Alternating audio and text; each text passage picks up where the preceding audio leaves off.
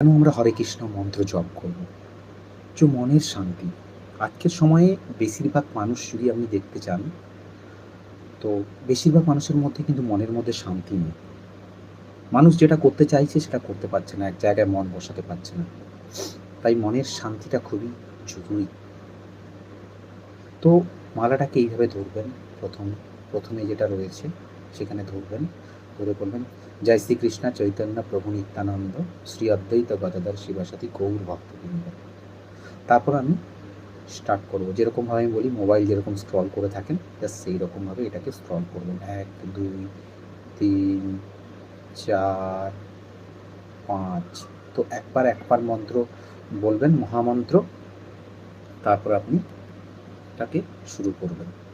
চলুন শুরু করি। হরে কৃষ্ণ, কৃষ্ণ কৃষ্ণ হরে হরে, হরে রাম, রাম রাম, হরে হরে, হরে কৃষ্ণ, কৃষ্ণ